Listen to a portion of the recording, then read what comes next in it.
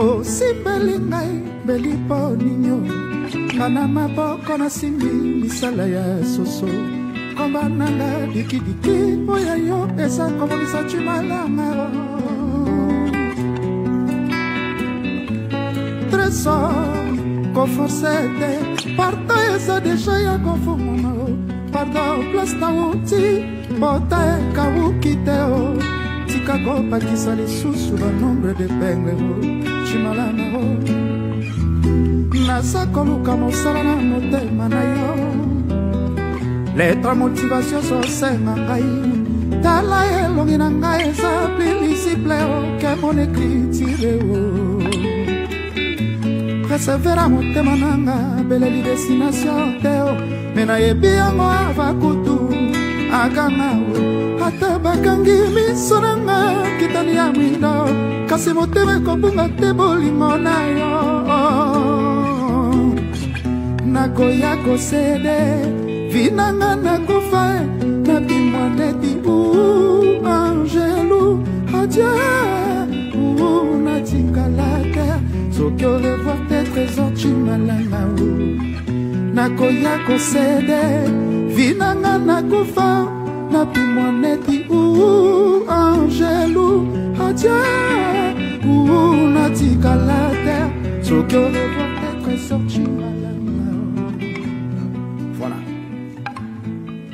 Monoko na ngai yo Ebetili baku Ebengi kisangani kingasani Parto polingo ne bungate Adresa mutema na ngai Awana beleli tala simo Tala siya na ngai Trésor kozala teli pasa ya takina Eske yo batzaka pe ngai yo Tope mabanzo mayo Epleka ngara trésor Parto kombo matelo voyo Chimalanga Nandilikalika kwa ibaka etabesta Pora loyo Soto nanga na monukwa Susieza bono Bashoka polino Enyonga kamingi Chimalanga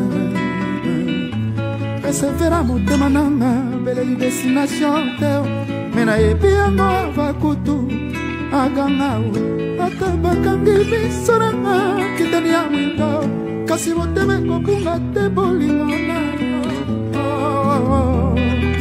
Nakoya kosede Vina ngai nakufa Napimwa neti Angelu Adieu Natikalate Soki au revoir tes trésors chimalanga. Merci.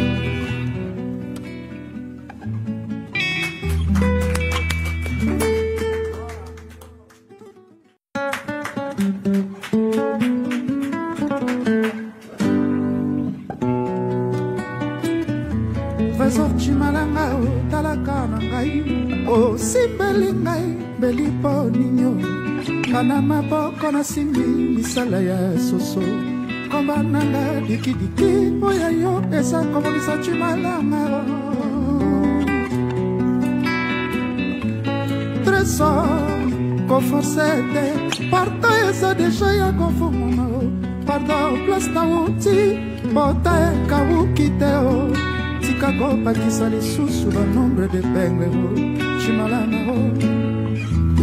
Nasa koluka mosala na motema na yo Letra motivation so senga ngai Tala elongi na ngai eza plilisiple Ke mon écriture Persevera motema nanga beleli destination teo Mena yebi yango avakutu Aganga Ata bakangi miso nanga Kitani ya mwindo Kasi motema kobunga te bolingo na yo Nakoya kosede Vinanga nakufa Nabimwa neti Angelu Adieu Natingalate Soki au revoir tes trésors chimalanga Nakoya kosede Vinanga nakufa Nabimwa neti Angelu Adieu Natingalate Soki au revoir tes trésors chimalanga. Voilà. Monoko na ngai yo ebetili baku ebengikisangani kingasani parto polingo nempunga te adresa motema na ngai awa nabeleli tala simo tala silia na ngai trésor kozala te lipasa ya takinga eske yo banzaka mpe ngai yo topema banzoma yo ekulakanga trésor parto koboma te lovo yo cimalanga nandilikelika kwa ibaka etabeste poraloyo soto nanga na monokwa susi eza bono bashoki ya bolingo enyongaka mingi cimalanga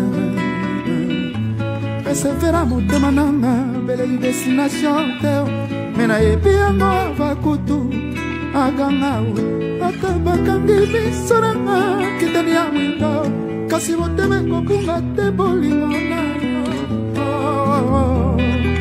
nakoya kosede vina ngai nakufa napimwa neti angelu atie natikala te soki orevoir te trésor cimalanga. Merci.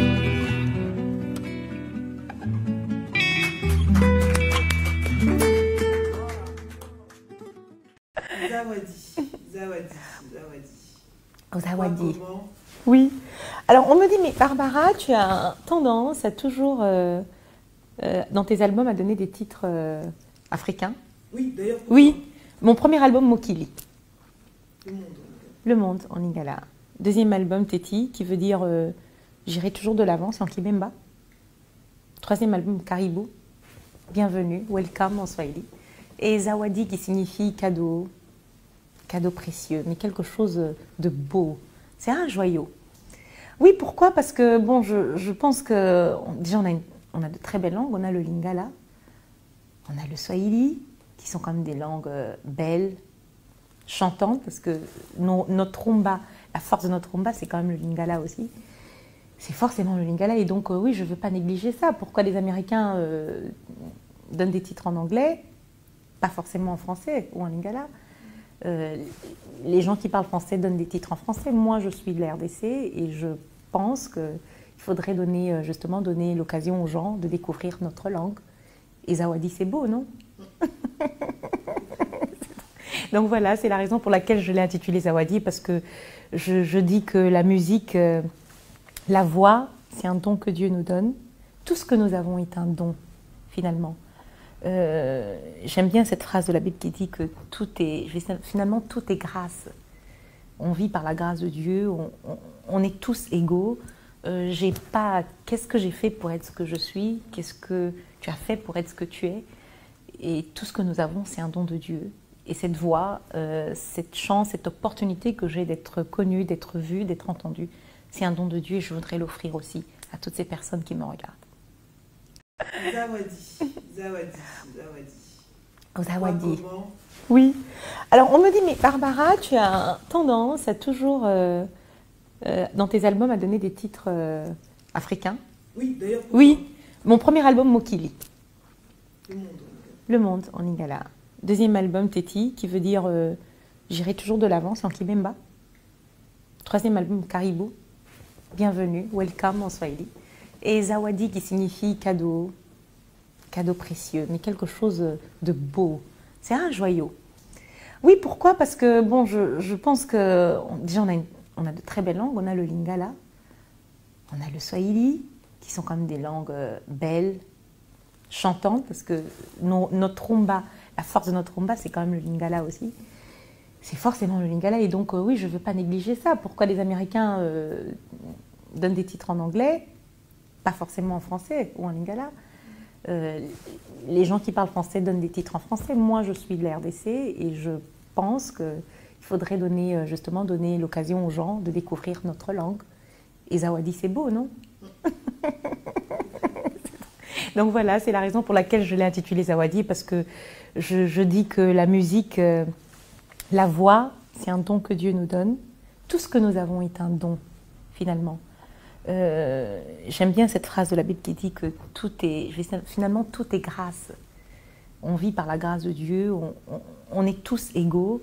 J'ai pas. Qu'est-ce que j'ai fait pour être ce que je suis? Qu'est-ce que tu as fait pour être ce que tu es? Et tout ce que nous avons, c'est un don de Dieu.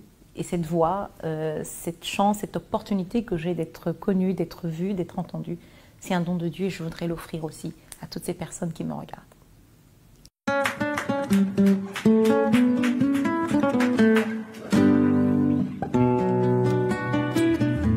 Trésor chimalanga o talaka na ngai o simbeli ngai beli po ninyo kana maboko na simbi misala ya soso komba nanga dikidiki oya yo esa komonisa chimalanga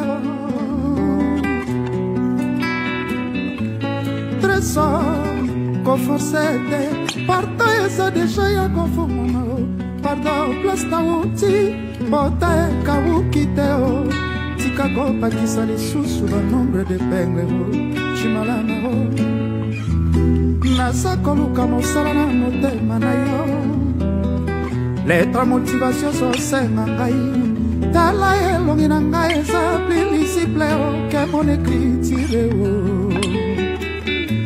persevera motema nanga beleli destination teo mena yebi yango avakutu aganga ata bakangi miso nanga kitani ya mwindo kasi motema ekobunga te bolingo na yo